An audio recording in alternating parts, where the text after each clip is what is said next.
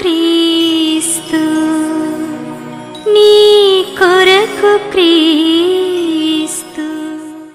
నిన్న మనము అపోస్తలుడైనటువంటి పేతురు రాసిన మొదటి పత్రిక 1వ అధ్యాయంలో ఆయన శ్రమల గురించి మాట్లాడినటువంటి ఒక అంశాన్ని మనము కొద్దిసేపు ధ్యానించుకున్నాం.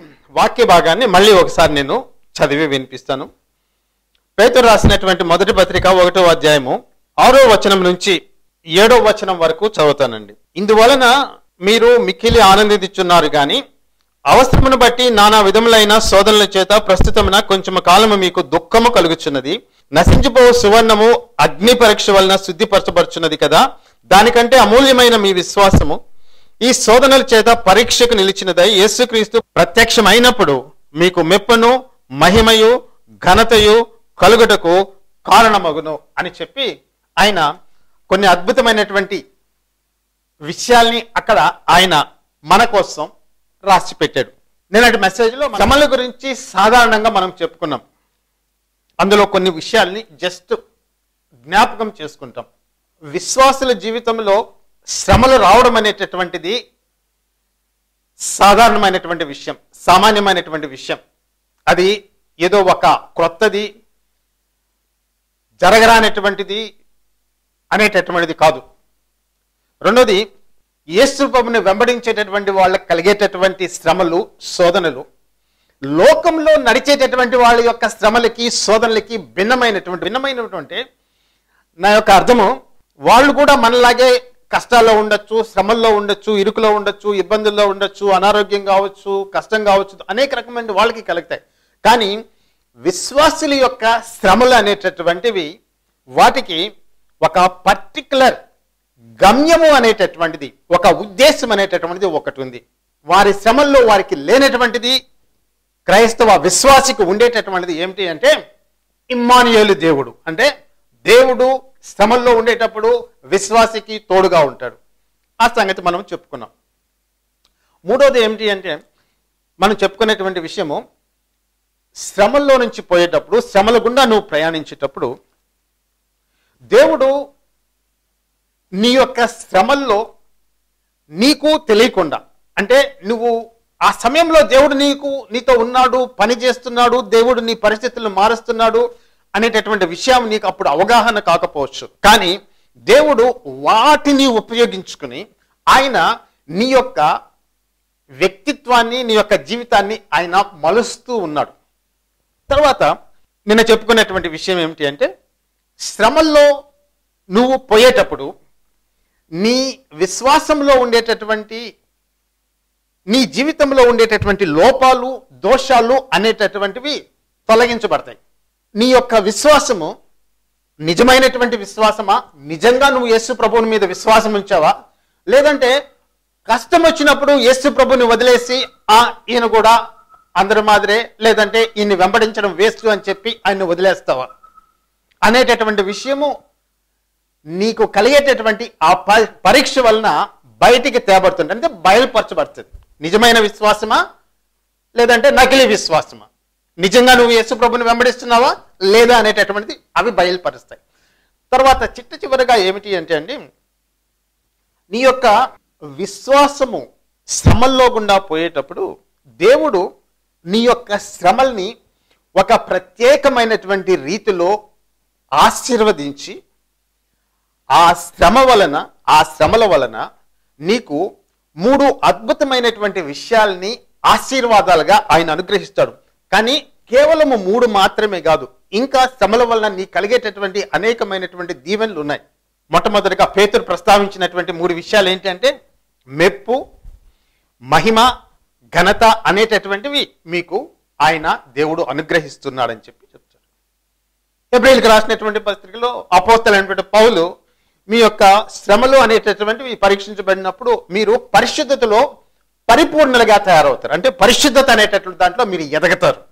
సో ఈ దినమున మనము నీకు వచ్చినటువంటి కష్టము, నీకు వచ్చినటువంటి ఇరుకు, నీకు వచ్చినటువంటి ఇబ్బంది, నీకు వచ్చినటువంటి కొరత, నీకు వచ్చినటువంటి బలహీనత, నీకు వచ్చినటువంటి లోటు, ఇవన్నీ కూడా నీ విశ్వాస జీవితానికి అవి ఏం చేస్తున్నాయంటే నీ విశ్వాస జీవితాన్ని సుసంపన్నం చేసి నీ యొక్క వైఖరిలో, నీ యొక్క ధోరణిలో మార్పు తీసుకొని వస్తాయి.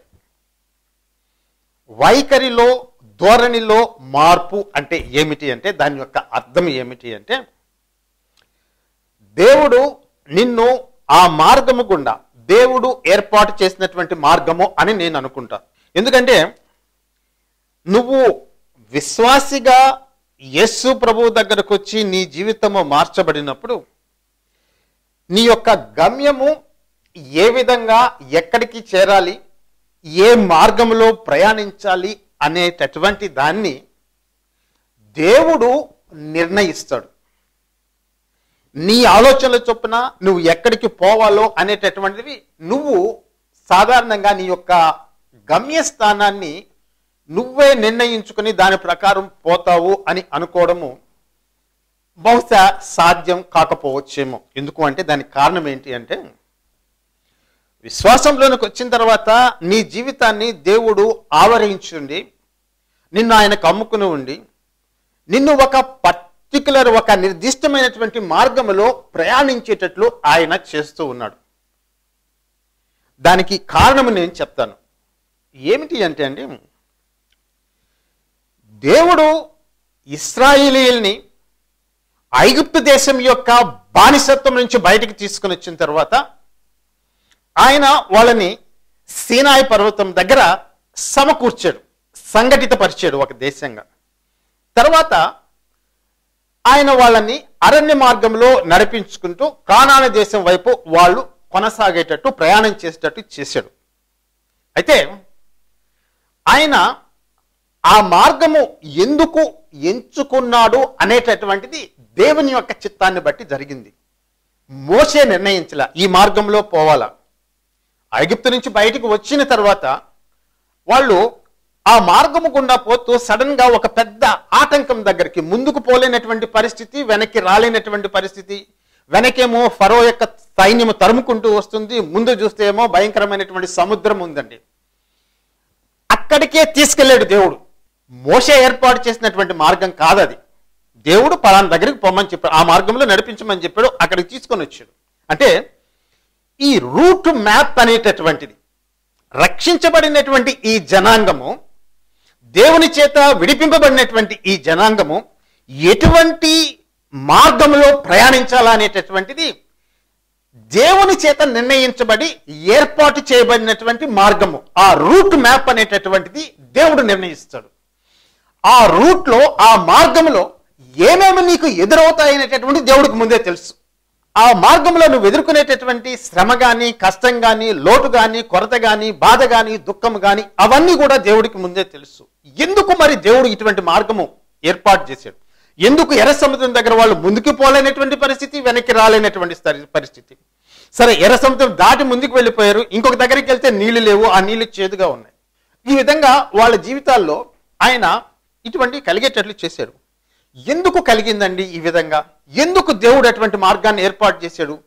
స్ట్రైట్ గా ఉండేటటువంటి మార్గంలో, ఏ ఆటంకం లేనటువంటి మార్గంలో, ఏ ముళ్ళ కంచె లేనటువంటి మార్గంలో, ఎటువంటి అడ్డంకులు లేనటువంటి మార్గంలో, ఎటువంటి శత్రువులు లేనటువంటి మార్గంలో, ఏ బాధ లేనటువంటి మార్గంలో దేవుడు ఇశ్రాయేలీయుల్ని ఎందుకు నడిపించలేదు? ఒక ప్రశ్న వేద్దాం. ఎందుకు నడిపించలేదు? కారణం ఏమిటి అంటే అండి, ఒకవేళ దేవుడు కానీ వాళ్ళని అటువంటి మార్గంలో కానీ నడిపించుంటే, ఎక్కడైతే ఆటంకం లేదో, ఎక్కడైతే అడ్డంకు లేదో, ఎక్కడైతే కష్టం లేదో, ఎక్కడైతే లోటు లేదో, ఈ కొత్తగా దేవుడి దగ్గరకు వచ్చినటువంటి ఈ జనాంగానికి దేవుని యొక్క స్వభావాన్ని గురించి, ఆయన యొక్క విశ్వాస్యతను గురించి, ఆయన యొక్క మంచితనాన్ని గురించి, ఆయన యొక్క నమ్మకత్వాన్ని గురించి, ఆయన యొక్క శక్తిని గురించి, ఆయన యొక్క సత్యసంధతను గురించి వీళ్ళకి అవగాహన వచ్చేటటువంటి ప్రసక్తి లేదండి. స్ట్రైట్ మార్గంలో వెళ్ళిపోయారండి కానానికి. ఎక్కడ శత్రువులు లేరు, ఎక్కడ ఆటంకాలు లేవు, అన్ని సమకూరుస్తూ ఉన్నాయి. దేవుని యొక్క స్వభావం అనేటటువంటిది, దేవుని యొక్క శక్తి సామర్థ్యములు అనేటటువంటివి, దేవుని యొక్క విశ్వాస్యత, నమ్మకత్వం అనేటటువంటిది, దేవుని యొక్క మంచితనం అనేటటువంటిది, దేవుడికి వారి పట్ల ఎటువంటి ఉద్దేశాలు ఉన్నాయో వాళ్ళకి అవగతమై ఉండేటటువంటి పరిస్థితి ఎప్పుడు వచ్చి ఉండేటటువంటిది కాదు. అంటే దేవుని గురించి వాళ్ళు తెలుసుకునేటటువంటి ప్రశ్నే లేదు. ఆయన గురించినటువంటి జ్ఞానం కానీ ఆయన ఉద్దేశాలు కానీ వాళ్ళకి తెలిసి ఉండేటటువంటి అవకాశం లేదు. ఆయన పరిశుద్ధత గురించి వాళ్ళు తెలుసుకునేటటువంటి లేరు.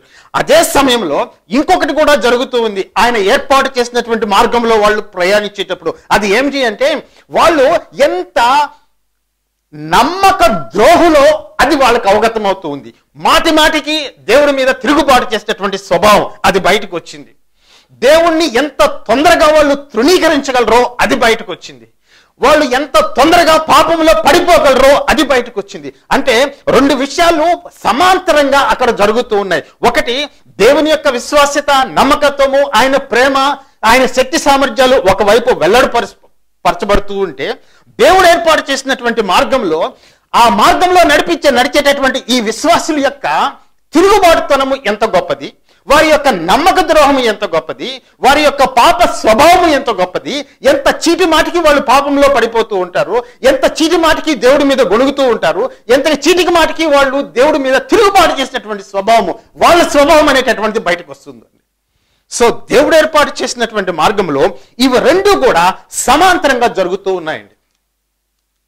ఒకవేళ ఇశ్రాయేలుని దేవుడు ఏ సమస్య లేనటువంటి ఒక మంచి మార్గంలో, ఆటంకాలు లేనటువంటి మార్గంలో, శత్రువులు లేనటువంటి మార్గంలో కానీ నడిపించి ఉంటే, అసలు దేవుని యొక్క శక్తి ఎంత గొప్పది అనేటటువంటిది ఇశ్రాయేలీకి తెలిసిండేటటువంటిది, వాళ్ళకి తెలిసిండేటటువంటిది కాదు.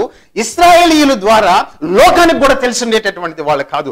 అంటే వాళ్ళ యొక్క శ్రమలు వాళ్ళకు మాత్రమే లాభాన్ని చేకూర్చకుండా మిగిలినటువంటి అనేక మంది జనాలకి, మిగిలినటువంటి విశ్వాసులకి లాభం కలిగించేటట్లు, వాళ్ళకి ప్రయోజనం కలిగించేటట్లు, వారి విశ్వాసం బలపరచబడేటట్లు వారికి ఆ యొక్క శ్రమలు ఎదురయ్యాయండి.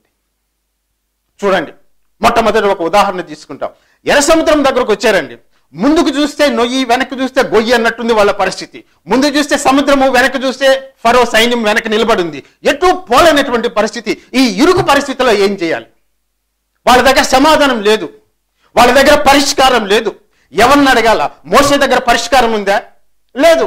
జనుల దగ్గర పరిష్కారం ఉందా? లేదు. మరి ఏం చేయాలి ఇటువంటి పరిస్థితుల్లో? అటువంటి పరిస్థితుల్లో దేవుని యొక్క శక్తి ఏమిటో వాళ్ళకి అవగతమైందండి. ఆయన యొక్క సర్వశక్తి, దేవునికి ఒక మాట ఉంది కదండి, అబ్రహాంతో మాట్లాడినప్పుడు దేవుడు ఏమన్నాడు? నేను సర్వశక్తి కలిగినటువంటి దేవుడిని అన్నాడు. ఆ పదానికి అర్థం అనేటటువంటిది ఆ సమయంలో వాళ్ళకి అర్థమైంది. ఎర్ర సముద్రము చేర్చబడినప్పుడు వాళ్ళు ఆరిన నేల మీద నడిచి వెళ్ళారండి. ఆ ఆటంకం కానీ లేకపోతే, ఆ అడ్డంకు కానీ లేకపోతే, అది దేవుడు ఏర్పాటు చేసినటువంటి మార్గం కానీ కాకపోతే, ఈనాడు నీకు నాకు ఆ దేవుని యొక్క విశ్వాస్యత ఎంత గొప్పది, ఆ దేవుని యొక్క మంచితనం ఎంత గొప్పది, ఆ దేవుని యొక్క శక్తి సామర్థ్యాలు ఎంత గొప్పవి అనేటటువంటివి నీకు అవగతమై ఉండేది కాదు, నాకు అవగతమై ఉండేది కాదు, లోకానికి అవగతమై ఉండేటటువంటిది కాదండి. ఇంకా ముందుకు పోదాం. నీళ్లు లేవు, ఒక దగ్గర నీళ్లు దొరికినాయి.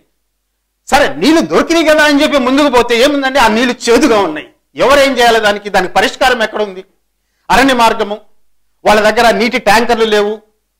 అయినా కూడా 6 లక్షల పాదాచారులు అయినటువంటి పురుషులండి, స్త్రీలు ఉన్నారు, పిల్లలు ఉన్నారు, ఇంతమంది ఉన్నారు. వీళ్ళకి నీళ్ళు ఎక్కడి నుంచి వస్తాయండి? ఎవరు సమకూరుస్తాడు?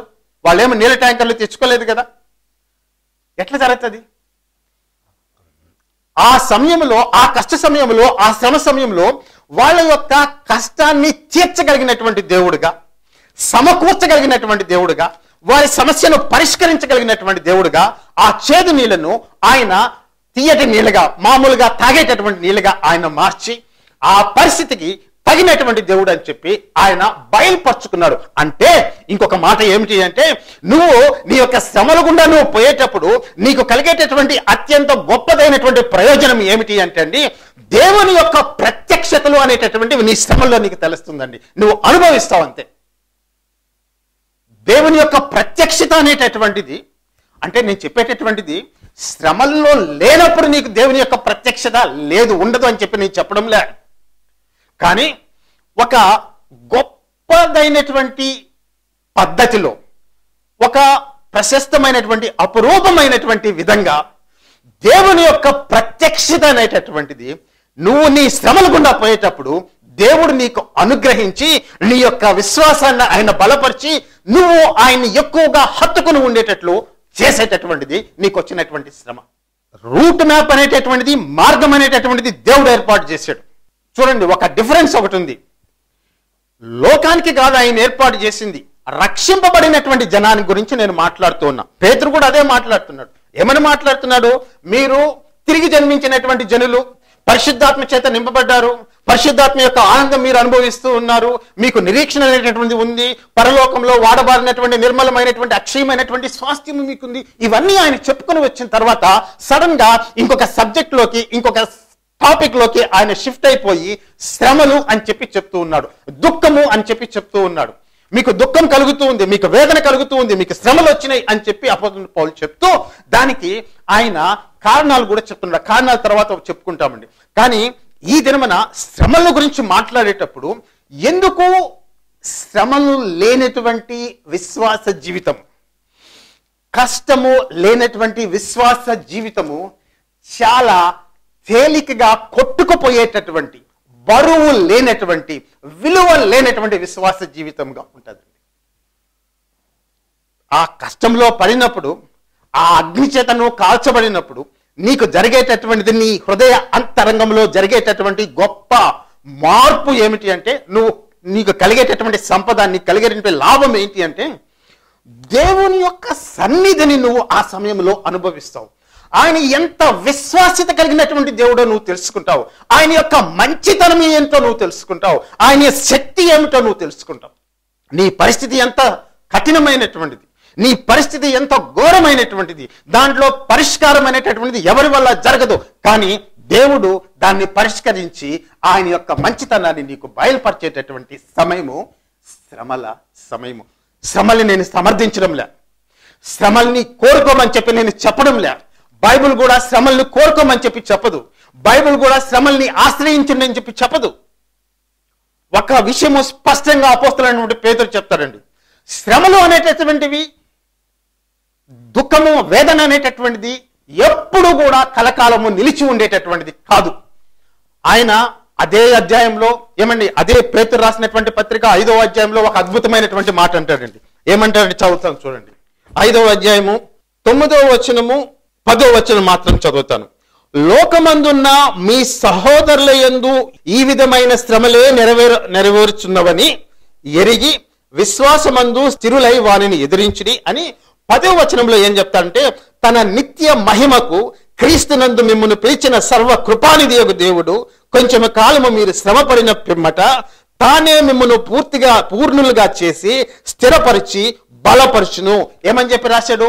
కొంచెం కాలము మీరు శ్రమపడిన తరువాత, కొంచెము కాలము మీరు శ్రమపడిన తరువాత మిమ్మల్ని ఆయన వాటిలోంచి బయటికి లాగి, లేదంటే స్థిరపరిచి పూర్ణులుగా చేసి ఆయన మిమ్మల్ని బలపరిచి ఆయన మిమ్మల్ని ఆశీర్వదిస్తాడు. అంటే దాని యొక్క అర్థం ఏంటంటే, నీకు వచ్చినటువంటి శ్రమ ఎప్పుడు కూడా నీ జీవితంలో ఆ విధంగా కొనసాగేటటువంటి శ్రమ కాదు.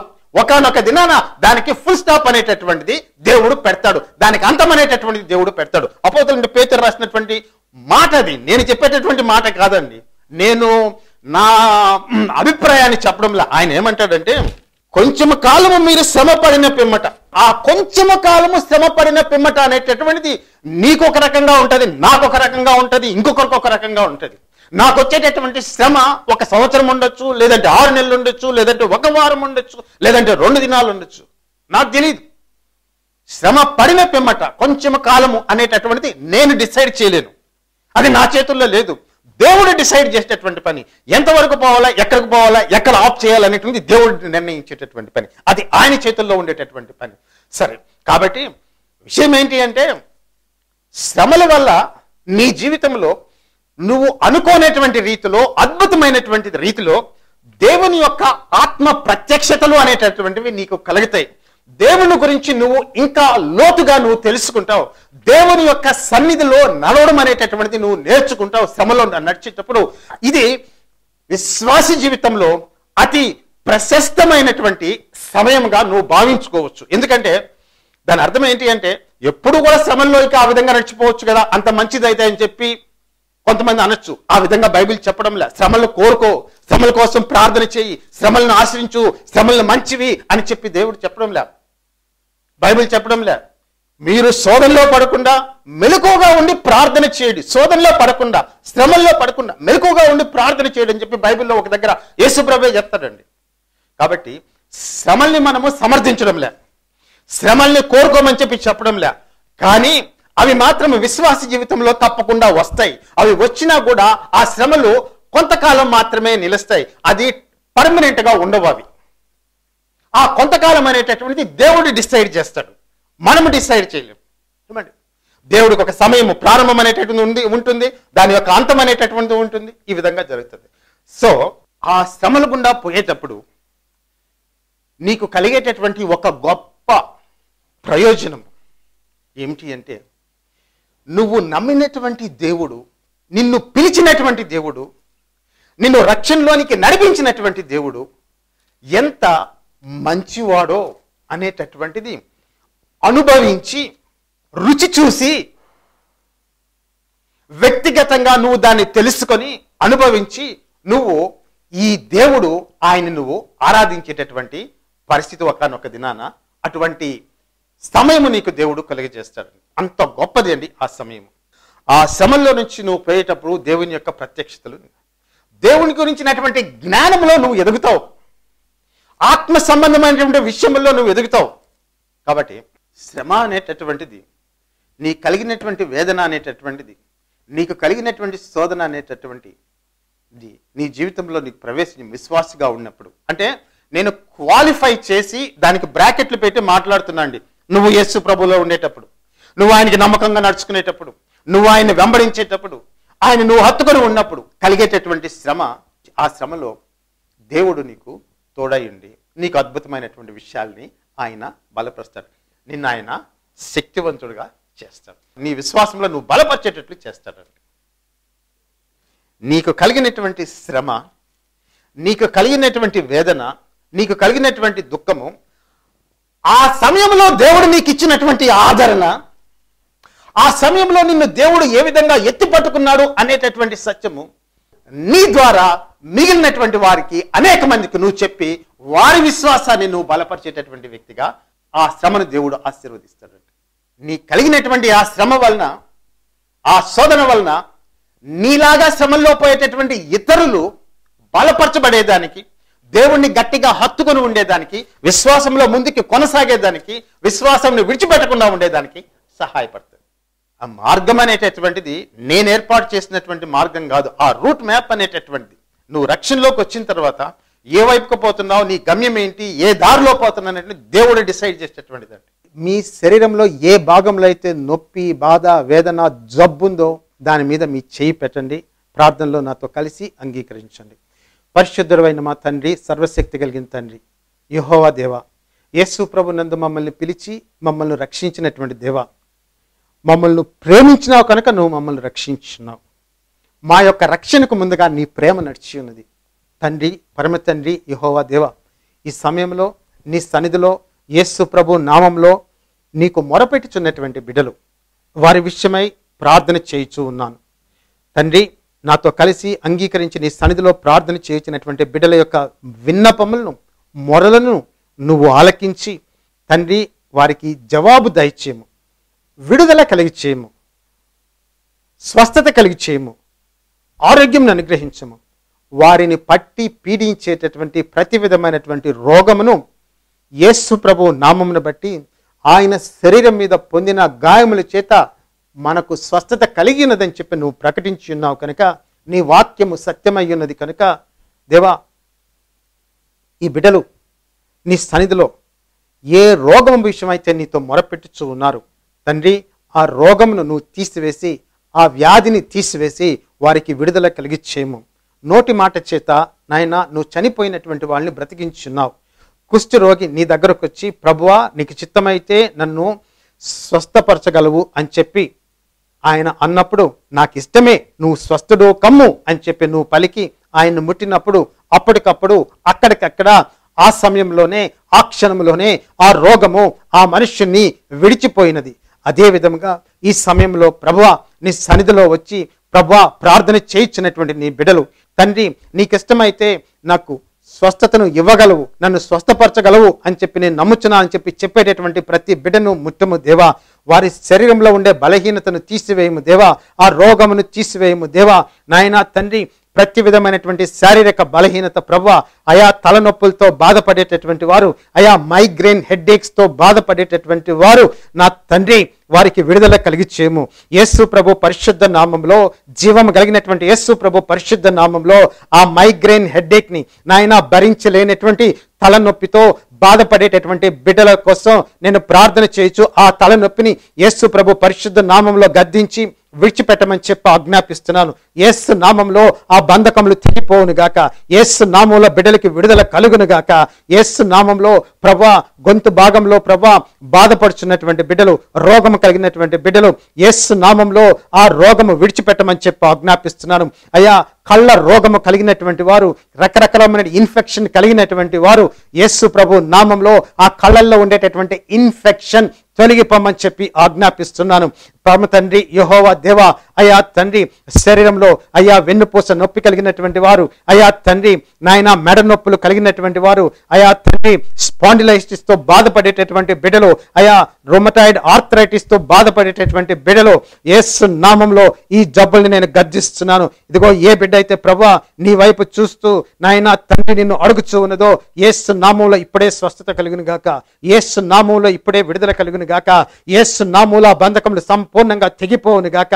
నాయన తండ్రి, కడుపులో బలహీనత కలిగినటువంటి వారు, అయా కడుపులో బలహీనత కలిగినటువంటి వారు, అయా తండ్రి సమస్తమైనటువంటి నాయన బలహీనతలో గ్యాస్ ప్రాబ్లం కలిగినటువంటి వారు, యేసు నామంలో ఆ గ్యాస్ ప్రాబ్లం, కడుపులో ఉండేటటువంటి మంట, కడుపులో ఉండేటటువంటి అల్సర్స్ యేసు నామంలో తొలగిపో నాయన. ఇంకా అనేక రకమైనటువంటి రోగములతో, వ్యాధులతో బాధపడేటటువంటి వారిని మీరు జ్ఞాపకం చేసుకోండి. అద్భుత కార్యములు, ఆశ్చర్య కార్యములు యేసు ప్రభు నామంలో జరిగించము. సూచక క్రియలు చేయము, మహత్ కార్యములు చేయము, ఆశ్చర్య కార్యములు చేయము, స్వస్థత కార్యములు చేయము. యేసు ప్రభు పరిశుద్ధ నామంలో ప్రతి విధమైనటువంటి రోగమును, వ్యాధిని, జబ్బును తండ్రి నువ్వు తీసివేసి పూర్ణ ఆరోగ్యమును నీ బిడ్డలకి దయచేయమని యేసు ప్రభు పరిశుద్ధ నామంలో బ్రతిమలాడి అడిగి వేడుకొనుచున్నాం తండ్రి. ఆమెన్.